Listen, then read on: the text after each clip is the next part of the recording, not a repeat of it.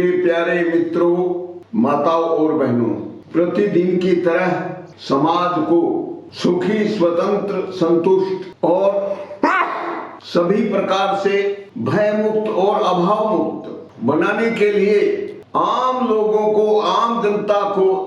पूरे समाज को प्रबुद्ध बनाने के लिए हमारा यह कार्यक्रम निरंतर चल रहा है। और हम यह भी चाहते हैं कि धीरे धीरे इसके सभी पहलुओं को आपके सामने रखते रहें और उसके ऊपर खुला संवाद भी, बहुत गंभीर संवाद भी निरंतर होता रहे, ताकि इस देश में जो भीषण समस्याएं हैं उन समस्याओं से यह देश मुक्त हो और इसकी सनातन संस्कृति यह पूरी दुनिया को भी उसी रास्ते पर सहज रूप से अपने साथ चला सके। किसी प्रकार की जोर जबरदस्ती या किसी भी प्रकार की मजबूरी को हम सामाजिक व्यवस्था की दृष्टि से अत्यंत गलत मानते हैं। और आज चूंकि देश की संसद, लोकसभा उसके ऊपर निरंतर विचार विमर्श कर रही है, क्योंकि अभी यह जो सत्र चल रहा है लोकसभा का, वह बजट सत्र है और बजट सत्र ही निर्णायक होता है, क्योंकि बजट में आय और खर्च इसकी पूरी योजना बनती है और उस आय के और खर्च के आधार पर समाज की स्थिति बनती बिगड़ती है। अगर हम आज की समस्याओं का जिक्र करें, चर्चा करें, तो गंभीर आर्थिक असमानता सामाजिक व्यवस्था के लिए सबसे बड़ा दोष है। उसे अपराध भी कहा जा सकता है, क्योंकि यह केवल नासमझी का परिणाम नहीं होता, बल्कि यह शक्तिशाली और शासकों इन दोनों की मिलीभगत का परिणाम होता है और समाज को धोखा देने का प्रयास होता है। तो अगर मैं आज यह कहता हूं कि देश में गंभीर आर्थिक असमानता है, तो मैं यह भी कहना चाहूंगा और हर हालत में मुझे कहना ही चाहिए कि यह सब कुछ अंतरराष्ट्रीय या राष्ट्रीय षड्यंत्र का परिणाम है। और यह भी मानता हूं कि आज इस वैश्विक षड्यंत्र से कोई किसी एक देश की सरकार नहीं निपट सकती, क्योंकि उसके सामने संकट केवल समाज का नहीं है, बल्कि अपनी सत्ता को बनाए रखने का है। और यदि आप आज देश की राजनीति को बहुत ध्यानपूर्वक देख रहे हो, तो आपको यह एहसास हो जाएगा कि वह न्याय की कसौटी पर अर्थनीति बनाने का प्रयास नहीं कर रही है। इसके कारणों को भी मैं स्पष्ट करूंगा और इसके बीच से समाज का भला चाहने वाले, भारतीय संस्कृति के प्रति निष्ठा रखने वाले लोगों को भी क्या रास्ता होना चाहिए ताकि उनकी सत्ता मजबूत भी हो और समाज को जो भय मुक्त और अभाव मुक्त जीवन चाहिए,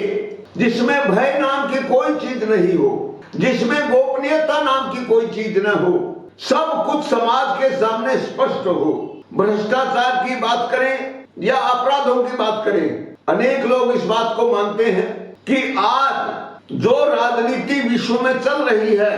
वह भारी भ्रष्टाचार और अपराधियों के बल पर चल रही है। सेना का स्थान अपनी जगह है, मैं इसको स्वीकार करता हूं, लेकिन देश के अंदर पुलिस या सेना के नाम पर रोज हस्तक्षेप करना पड़े, आरोप प्रत्यारोप की राजनीति चलती रहे, हमारी न्याय व्यवस्था समाज के साथ न्याय न कर सके, वहां पर भी धन का बोलबाला हो, संपन्न लोग गरीब निर्धन लोगों के साथ अन्याय अत्याचार करते रहे, स्त्री पुरुष के नाम पर रोज बेतुकी बातें होती रहे, यह सब गलत है। और बजट सत्र में उन सब के ऊपर खुली चर्चाएं होनी चाहिए, लेकिन वह तो हम नहीं देख रहे हैं। तो फिर हम वह स्थिति कब निर्माण करेंगे, कैसे प्राप्त करेंगे, जब देश के हर नागरिक को सनातन संस्कृति के अनुसार आदर्श जीवन का आनंद मिल सकेगा। मैं समझता हूं आपको अपनी यथार्थ प्रतिक्रिया, और अगर उसमें कोई सवाल उठ रहा है तो उसे भी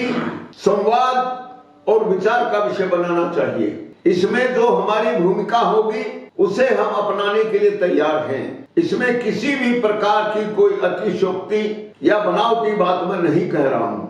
मैं ये हृदय की बात कह रहा हूं। और आप सब लोगों से हाथ जोड़कर यही निवेदन है कि आज की स्थिति में आपकी समझ में पूरा बजट आना चाहिए और उसमें क्या है और क्या नहीं है उसे सरल से सरल शब्दों में आप तक पहुंचना चाहिए। तो बंधुओं, आज के बजट पर मेरा साफ कहना है कि यह भय मुक्त और अभाव मुक्त समाज बनाने के लिए अपर्याप्त है। मैं गलत इसलिए नहीं कहूंगा क्योंकि सही बजट बनाने की दिशा और दशा यह दोनों कहीं नहीं है, पूरी दुनिया में कहीं नहीं है। और जो लोकतंत्र के नाम पर पूंजीवाद चल रहा है यह मानवता के लिए महाविनाशकारी है। मैंने इसके इतिहास के बारे में भी संक्षिप्त जानकारियां समय समय पर दी हैं और मैं आलोचना करने की बजाय आपके सामने फिर वही सवाल रख रहा हूं कि हमारे देश में जो संविधान बना उसमें भी गोपनीयता का प्रावधान, उसमें भी जो न्यायपालिका है वह न्याय के आधार पर निर्णय नहीं देती, बल्कि वह भी राजनीति जिस प्रकार से हावी है वही उन अति संपन्न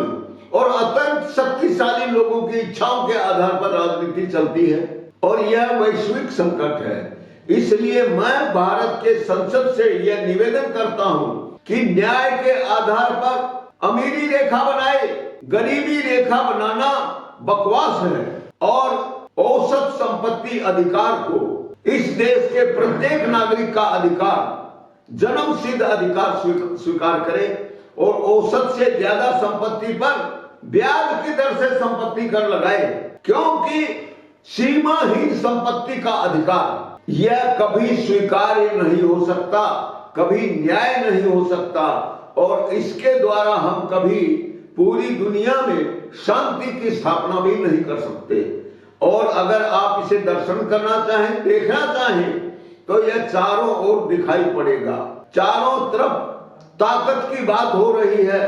रूस और यूक्रेन की बात हो, चीन और अमेरिका की बात हो, भारत और चीन की बात हो या दूसरे देशों में कहीं भी आप देख लीजिए, यही स्थिति है। और आप यदि बहुत अच्छी व्यवस्था चाहते हैं तो मैं निवेदन करूंगा कि भारत सरकार औसत सीमा से अधिक संपत्ति पर ब्याज की दर से कर लगाए। तो मुट्ठी भर लोगों के पास औसत से ज्यादा संपत्ति है, इस बात को सारे विपक्षी मानते हैं। पक्ष के लोग भी, सत्ता में बैठे लोग भी इसका खंडन नहीं करते, लेकिन समाधान कोई नहीं बताता। यही दुर्भाग्यपूर्ण है और हम समाधान बता रहे हैं। औसत से ज्यादा संपत्ति पर अगर ब्याज की दर से संपत्ति कर लगाया जाएगा तो 10 गुना राजस्व सरकार को मिलेगा और वह खुले दिल से सबकी संपन्नता के लिए बजट बना सकेगी और उसमें जो भारी लाभ का बजट बनेगा उस लाभ में से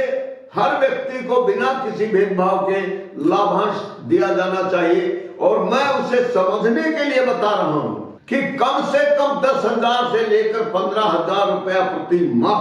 लाभांश के रूप में देश के प्रत्येक नागरिक को मिलेगा। उससे आर्थिक विषमता घटेगी और लोगों के सामने भूखमरी की समस्या, अकाल की समस्या, युद्ध की समस्या,